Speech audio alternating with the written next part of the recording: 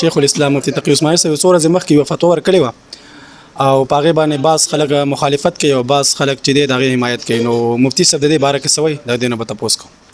وعلیکم السلام ورحمۃ اللہ وبرکاتہ. شیخ الاسلام مفتی تقی عثماني صاحب چې د کرپټو کرنسي متعلق کوم فتوا ورکړې ده نو دا د سینه ده چې مفتی صاحب ماسخوتن کې ناستو یو کتاب دوی وکتل او بس ډارې کې چې د هغه ماسخوتن باندې فتوا ورکړه چې دا حرام دی.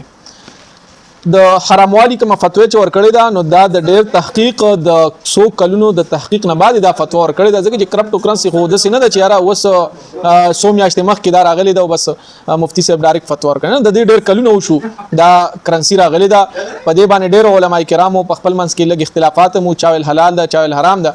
نو البته شیخ الاسلام مفتی تقی عثماني صاحب په عالمی اسلام کې یوازې پاکستان کې نه په پورا عالمی اسلام کې هغه د مالیاتو په باب کې په فاینانس کې په دې کې ماهر ګڼل کېږي. داغه غټ غټ کتابونه د معاملاتو په اړه کې لیکل شوی دي. مثال په تور فقه البيوع دا دغه شان د ترمذی شریف چې کوم فقهي معاملات دي هغه د پارزان لدري جلد کې کتاب لیکل شوی. فقه البيوع هغه په ترکی کې په نصاب کې شامل ده د ترکی په مدارسو کې. ته سوچ کوه چې شیخ الاسلام صاحب د کومې پایه عالم دی هغه یوازې دینی عالم نه دی بلکې دنیاوي علوم هم د هغه سره ورسره دي. یعنی پاکستان کې داسې څوک نشته چې د مفتی صاحب د مقابله کس وي هغه که دنیادار وي که عالم وي. نو لہذا مفتی صاحب چې کومه فتوا ورکوي نو د هغې سطح به هم هغومره بلنده وي. هغې ته به هغه کس چیلنج کوي چې د مفتی صاحب د علم مطابق علم لري.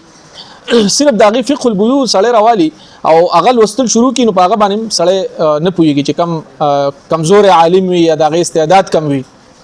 بهرحال مفتی صاحب چې کله یو فتوا ورکوي نو د هغې شاته په کلونو محنت وي. مثال په طور اسلامیک بینکنګ باره کې مفتی صاحب چې کومه د حلالېدو فتوا ورکړی چې دا غیر سودي دي نو هغه په خپل مفتی صاحب یو پورا اسلامی بینکاری یو نظام وضع کو په هغې باندې ډېر کلونه د حیانې ولګولې. د هغې نه پس بیا مفتی صاحب ویل چې بھائی دا نظام موږ جوړ کو دا دروالی دا سودي بینکونو متبادل غیر سودي بینکاری ده. دغه شان د انشورنس کمپنیانو متبادل هغه غیر سودي انشورنس یو کمپنی او نظام وضع کو او خلکو ته ورکو نو د هغې ډېره غټه فایده راووتله. اوس دا کرپټو کرنسي چې کومه ده نو دا آیا سمن جوړیږي نه جوړیږي سمن دی نه دی شریعت ورته کرنسي ویلې ده نه ده ویلې. نو اصل د شریعت د اصطلاحاتو اعتبار کیږي د غیر شرعي اصطلاحاتو اعتبار نه کیږي. شریعت به هر شي ته ګوري هغه به شریعت وضع کوي چې دا دی او که نه دی. نو اوس کرنسي چې دی هغه د سمن کم اصطلاح چې ده په هغې باندې نه اتراویږي او غیر سمن د دغه وجه نه شریعت هغې ته ویل چې دا غیر سمن ده. مفتی صاحب چې کوم دیتا حرام ویلی دي نو د مفتی کار خدا نه دی چې یاره هغه یو حلال چیز حرام کی یا حرام حلال کی. مفتی صرف دا وایي چې یاره د شریعت د اصول مطابق دا چیز حلال دی د شریعت د اصول مطابق دا چیز حرام دی. بس هغه مفتی دغه چیز تاسو ته ښیي نور منل نه منل هغه ستا کار دی. اوس زمونږ خواهشاتو ته ګوره که نه زمونږ د عوامو خواهشات دومره سوا شوي دي چې کله مفتی صاحب د اسلامي بینکارۍ د حلالېدو فتوا ورکړه نو خلکو ویل چې واه واه دا خو زبردست کار وکړو. کله چې د تصویر د ډیجیټل تصویر د حلالېدو فتوا ورکړه خلکو ویل چې واه واه زبردست کار وکړو. خو چې کله د خلکو د خواهشاتو برخلاف هغه د ډیجیټل کرنسي کومه چې کرپټو کرنسي ده او په هغې کې مختلف کوینز دي د هغې د حرامېدو فتوا ورکړه نو خلکو ویل چې نه دا نه منو. نو اصل کې مونږ د علماو د څومره فتاوی دي یا د علماو موقف دي د هغې سره مونږ ودرېږو نو مونږ صرف ودرېږو د خپل خواهشاتو سره چې دغه د مولا مسله د مفتی مسله زمونږ د خواهش مطابق مونږ وایو واوه زبردست مولا دی نر مولا دی.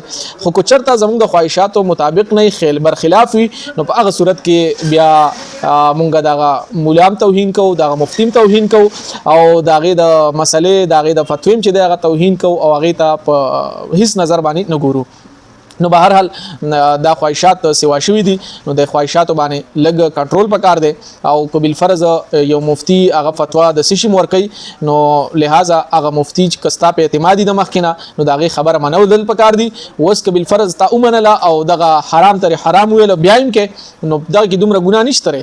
خو که ته چېرته دغه حرام ته حلال وی چې نه نه مړه دا خو حلال دی او زه یې کومه یعنی په زړه کې دا ده چې حرام دي خو ته وایې چې یاره د ځان دپاره د ځان د خواهشاتو مطابق د هغه مطابق کول د پاره چې نه مړ حلال دي نو انسان چې دی هغه د ډېر خطرناک خبر ده کفر تم پیرسي نو لہذا په دې سيزونو باندې غور او فکر کول پکار دي او مفتی صاحب د عالم اسلام یو نامور عالم دی د عالم اسلامي قدر کوي بهر ملکونو کې قدر کیږي شیخ العرب والعجم دی صرف د عجم نه دی د عرب هم دی او د مختلف ځایونو کې دغه یو قدر کیږي ترکی والے آذربایجان والے عرب او خلیج ممالک والے هر ځای کې دغه یو لوی مقام دی نو لہذا موږ هم پکار دي چې هغه مفتی صاحب له لوی مقام ورکو ډیر مننه شکریہ